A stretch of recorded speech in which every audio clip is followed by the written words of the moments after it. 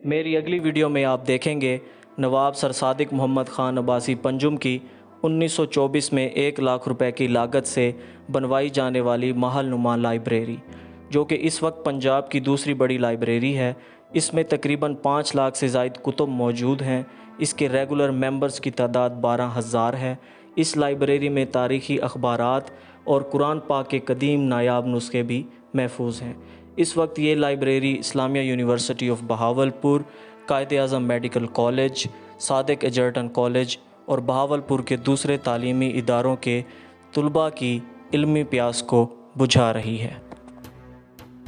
लकड़ी के फ्रेम वाली फोर्ड वुडी वैन, जिसका रजिस्ट्रेशन नंबर BWP यानी कि बहावलपुर 456 है, रियासत बहावलपुर के आखिरी फरमारवा नवाब सर सादिक मोहम्मद ख़ान अब्बासी ख़ामिस के ज़ाती इस्तेमाल में रहने वाली गाड़ियों में से एक है। नवाब साहब अपनी गाड़ियाँ बज़ाते ख़ुद मुंतखब किया करते थे और उनकी देखभाल पर ख़ुसूसी तवज्जो और कसीर सरमाया ख़र्च किया करते थे। ये गाड़ी अरसा 5 साल 1930 से 1935 के दरमियान तैयार की गई थी। लकड़ी के फ्रेम से बनी अपनी नवैयत की ये मुनफरिद कार अमेरिका में बहुत पसंद की जाती थी।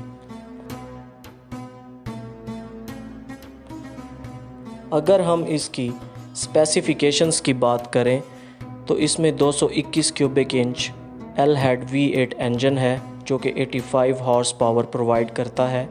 3 स्पीड मैनुअल ट्रांसमिशन है। Live axle suspension with transfer leaf springs हैं। 4 व्हील ड्रम ब्रेक्स हैं, जबकि इसकी व्हील बेस 112 इंच की है।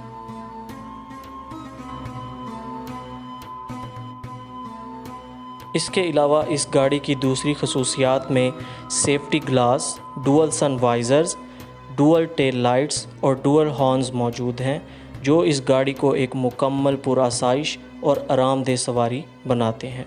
इस वक्त ये गाड़ी भावलपुर म्यूज़ियम में मौजूद है और 10 रुपये का टिकट लेकर देखी जा सकती है।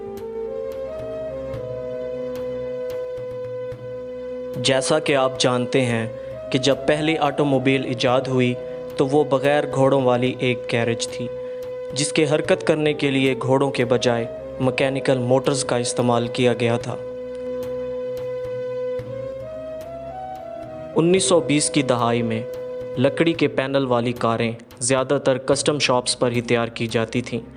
हेनरी फोर्ड ने 1920 में अमेरिका की रियासत मिशिगन में तकरीबन 4 लाख एकड़ जंगलात की ज़मीन लकड़ी के पैनल वाली गाड़ियाँ बनाने के लिए ख़रीदी, मगर 1934 में उसने खुद ही तमाम जंगलात उगाए और लकड़ी की पैनल वाली गाड़ियाँ बनाने के लिए जो भी ज़रूरी आलात इस्तेमाल होते थे वो भी ख़रीद लिए।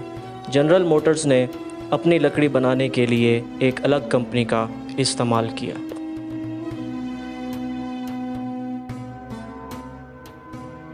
इब्तदाई तौर पर ज़्यादातर मैन्युफैक्चरर्स के लिए स्टील बहुत महंगा था, लेकिन जैसे जैसे ऑटोमोबाइल्स की पैदावार में इजाफ़ा हुआ, मेटल लकड़ी के मुकाबले में आसान और सस्ती साबित हुई। जैसे जैसे गाड़ियाँ तेज़ी से चलने लगीं, कारों पर लकड़ी के पैनल इस्तेमाल करने के हिफाजती ख़तरात के साथ साथ देखभाल की जारी लागत भी वाज़ेह हो गई। इसलिए मार्केट का रुझान मेटल की तरफ हो गया। 1950 की दिहाई तक लकड़ी के पैनल्स वाली गाड़ियाँ माजी की बात बन चुकी थीं।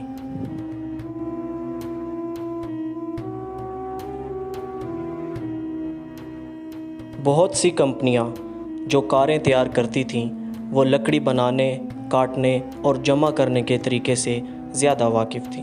बहुत से फर्नीचर बनाने वाले, जिन्हें टिप्पू हैक्स कहा जाता है, ने ऑटोमोबाइल के मैकेनिकल कवर ख़रीदे और उनके इर्द गिर्द लकड़ी के पैनल्स बनाने शुरू किए।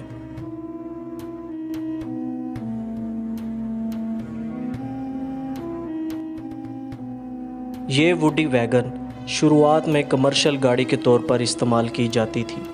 इसका इस्तेमाल होटल्स, रिज़ॉर्ट्स और देही रिहाइश गाहों तक मुसाफिरों को ले आने और ले जाने के लिए हुआ करता था।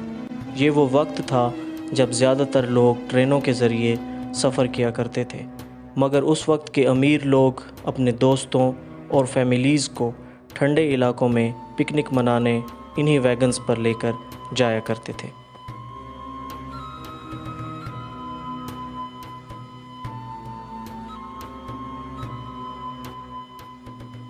रियासत बहावलपुर के आखिरी नवाब सर सादिक मोहम्मद ख़ान अब्बासी पंजुम मरहूम को गाड़ियों का बहुत शौक़ था। एक अंदाज़े के मुताबिक उनके पास ज़ाती इस्तेमाल के लिए 78 गाड़ियाँ मौजूद थीं, जिनमें Ford, Rolls Royce, Mercedes Benz, Chrysler, baby Austin, Buick, Lancia, Packard, Jaguar, Pontiac और कई दूसरी कंपनियों की गाड़ियाँ शामिल थीं।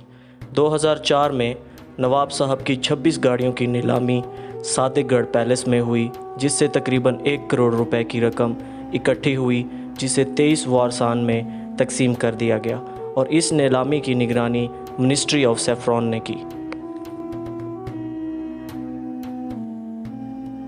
गाड़ियों के नित नए डिज़ाइन वक्त के साथ आते और जाते रहते हैं, लेकिन एक रुझान जो आजकल नौजवान ड्राइवर्स को परेशान करता है वो है वुडी लकड़ी के पैनल्स वाला ये डिज़ाइन कई दहाइयों तक अमेरिकन कारों पर देखा जाता रहा है।